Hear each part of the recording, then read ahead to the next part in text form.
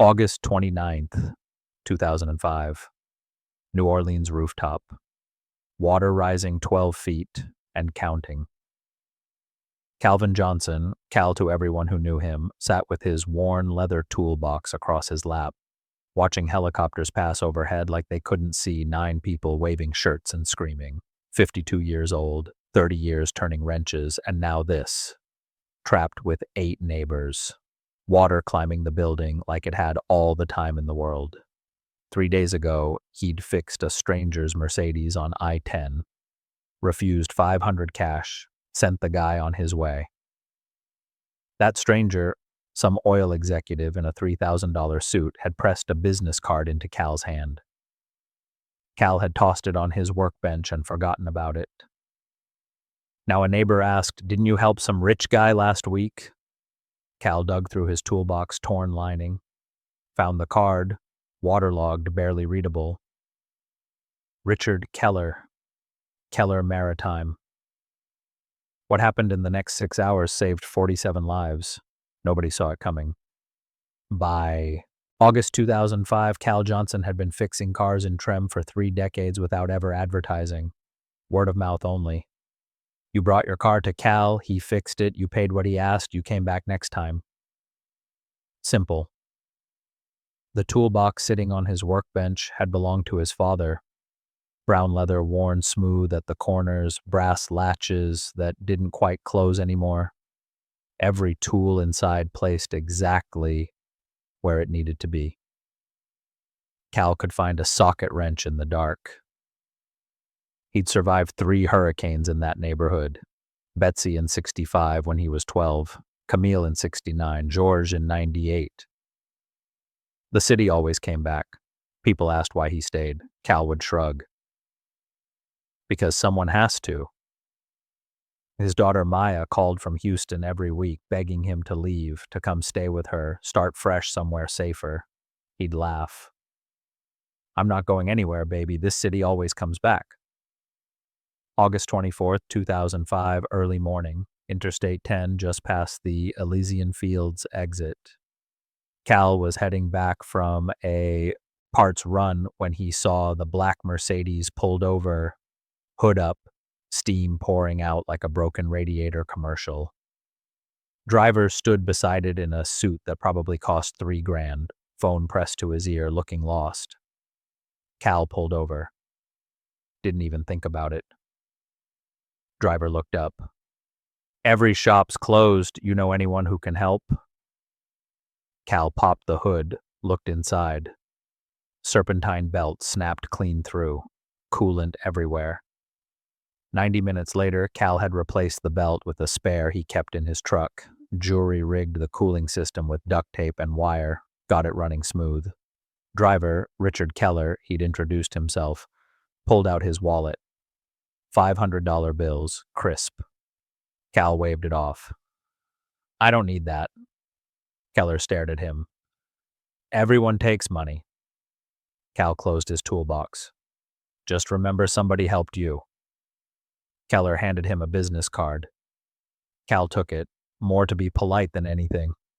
Set it on his workbench when he got home. Went back to his coffee.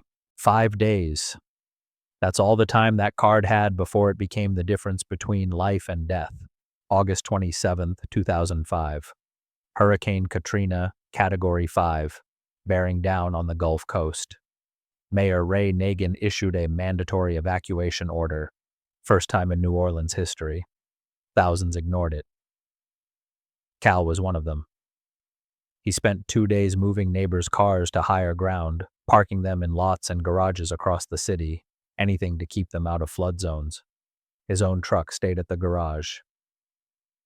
"I'll ride it out," he told Maya when she called, voice tight with frustration. She was already in Houston with her kids. "Dad, please, just this once, leave." He packed his toolbox, a duffel with clothes, family photos, his father's watch. "I've been through this before, baby. I know what I'm doing." She hung up on him. He didn't blame her. By the evening of August 28th, the city felt emptied out, hollow. Streets quiet except for the wind picking up. sky turning that sick yellow-green color hurricanes bring. Cal locked his garage, walked 3 blocks to his apartment building, second floor, carried his toolbox up the stairs, set it by the door. If he had to leave fast, he'd grab that first. August 29th, 2005 morning, the levees broke. Industrial Canal first, then the 17th Street Canal. Water poured into the lower 9th Ward, into Trim, into neighborhoods that had survived 100 years of storms. Cal woke to pounding on his door. His neighbor from downstairs soaking wet, eyes wide. Water's coming, fast. Cal grabbed his toolbox, his duffel. By the time he opened his door, water was already ankle-deep in the hallway. 8 neighbors, families, elderly, 2 kids, climbed to his second-floor apartment as the water rose. First floor submerged in 20 minutes. They broke through the ceiling access panel, climbed onto the roof. 90-degree heat, sun beating down, water still climbing. Cal watched it lap at the roofline. 11 feet. 12. Helicopters overhead. Coast Guard markings visible, none of them stopping. People waved shirts, screamed, held up children. The helicopters kept moving. Hour 6. Cal sat with his toolbox across his lap, inventorying what he'd brought. Wrenches, sockets, screwdrivers. A photo of his wife, gone 8 years now. The toolbox was floating when he'd grabbed it from his apartment. Now it was the only thing that felt solid. Houston, same day. Maya Johnson sat in front of CNN, phone in her hand, calling every rescue line she could find. My father's in Treme, building 1847. He didn't evacuate, please. Every line gave her the same answer. We're overwhelmed. Register him and wait. She registered him 6 times. Watched footage of people on rooftops, wondered if one of them was him. Meanwhile, 3 states away, Richard Keller sat in his Baton Rouge office, watching the same coverage. Keller Maritime operated 6 cargo ships in the Gulf, none of them equipped for rescue. He'd evacuated his family to Atlanta 2 days ago. Now he sat alone, watching helicopters that couldn't land, boats that couldn't navigate flooded streets, people who couldn't wait 48 hours. He thought about the mechanic. The guy who'd fixed his car on I-10 refused payment, sent him on his way like it was nothing. Keller called the Coast Guard, gave them Cal's information, building location, everything he remembered. They promised rescue within 48 hours. Keller hung up, stared at the TV. 48 hours. He thought about the mechanic's face when he'd tried to hand him $500, the way Cal had waved it off. Just remember somebody helped you. 48 hours wouldn't be fast enough. Rooftop, hour 18. Water still rising, slower now but relentless. Cal sat with his toolbox open, inventorying tools. Which ones to keep if they had to swim, which ones to drop. A neighbor's daughter, maybe 8 years old, watched him. Why'd you bring tools? Cal looked at her. Because this is who I am.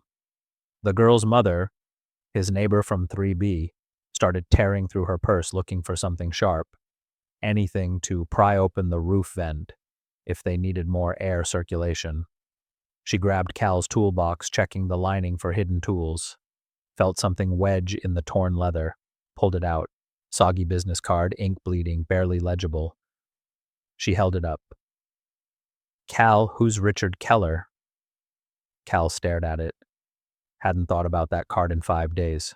Keller Maritime, the Mercedes guy, the one who'd wanted to pay him $500 for a 90-minute repair. Cal took the card, held it up to the light. Phone number still visible. Maybe. Another neighbor, the accountant from the 3rd floor, held up a satellite phone. He'd grabbed it from his office before evacuating, thought it might work if cell towers went down. You want to try calling? Cal looked at the card. At the phone.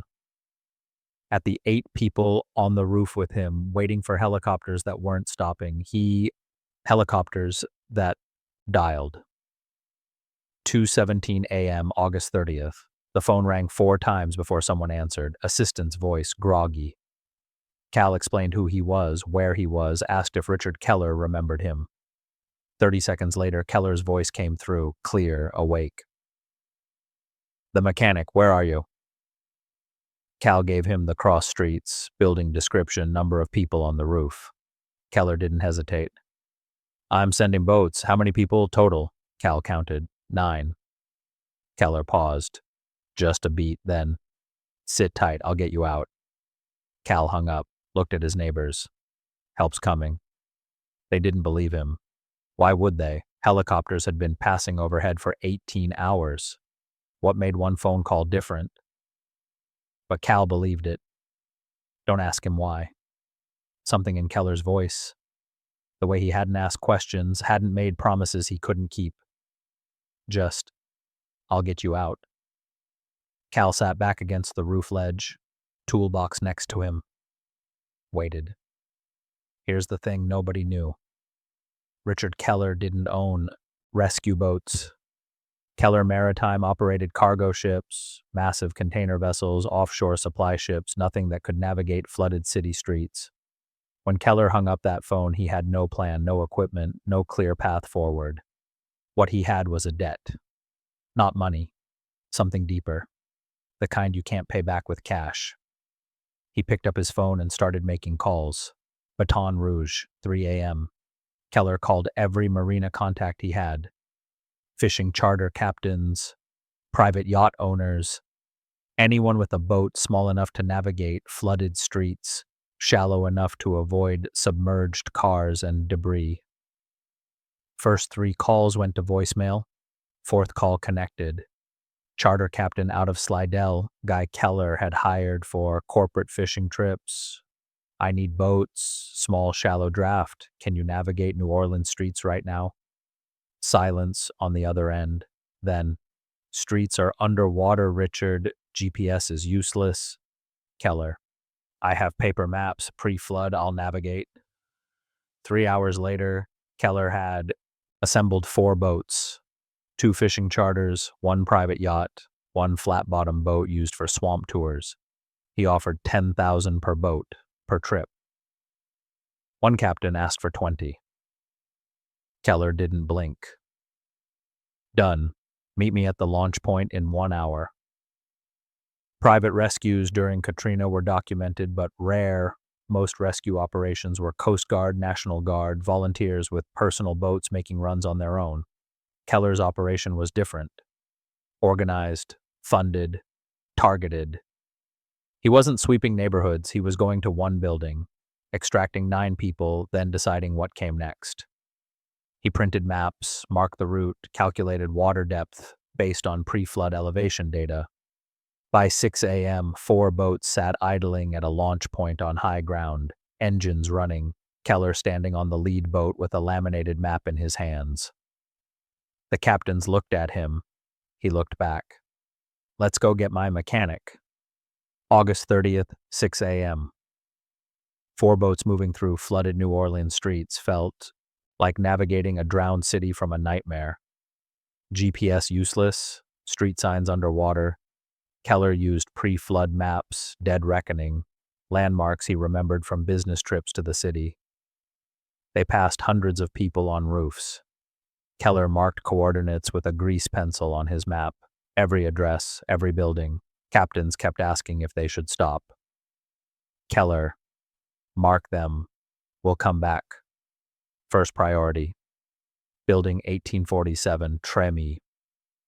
The mechanic who'd refused $500 and saved him from a broken-down car in 100-degree heat. Took 90 minutes to navigate 3 miles. Water 10 to 12 feet deep, depending on the street. Submerged cars everywhere. Debris floating. Furniture, refrigerators, entire porches ripped from houses. They turned onto Cal's street.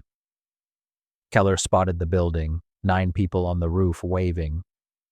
Cal stood at the edge, toolbox in his hands, staring like he couldn't believe what he was seeing. A neighbor shouted, "Your mechanic friend came through." Keller's boat pulled up to the roof edge. Cal loaded his 8 neighbors first. Elderly woman, young mother with 2 kids, the accountant with the satellite phone, the woman who'd found the business card in the toolbox lining.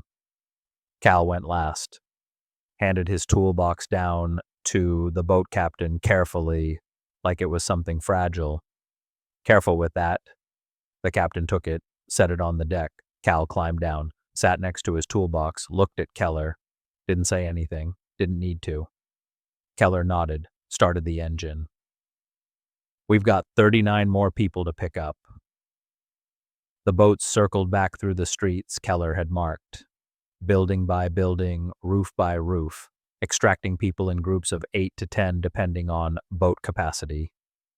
Water still rising in some areas, receding in others. Captains wanted to leave after the second run. One of them, the yacht owner, kept looking at the sky, at the water, at his fuel gauge. We need to get out before dark. Keller checked his map. 39 people marked. 3 more buildings. One more pass. They made it. Took 4 hours total. By 2 p.m., all 4 boats were loaded, engines straining, riding low in the water. Total rescued 47 people. Cal sat in the lead boat, toolbox on his lap, watching his neighborhood sink behind them. Trem. 3 decades of work. His garage, his apartment, his father's tools, everything he couldn't carry in one leather case. Gone. A woman next to him, someone they'd pulled from a roof 2 blocks from his building, asked where they were going. Cal didn't know. Keller navigated them toward Baton Rouge, following the route he'd mapped in reverse. The water gave way to dry streets gradually, then suddenly. One moment they were in a flooded nightmare. The next they were pulling into a boat launch on high ground, Red Cross volunteers and media swarming the dock. September 1st, 2005. 47 people stepped off 4 boats onto dry land. Reporters rushed Keller. Cameras everywhere. He deflected every question. Just helping. Cal found Maya in the crowd. She'd driven from Houston when she heard about the private rescue on the news. She hugged her father. Then she hugged the toolbox. This thing saved your life. Cal shook his head. No, forgetting I had that card almost killed me.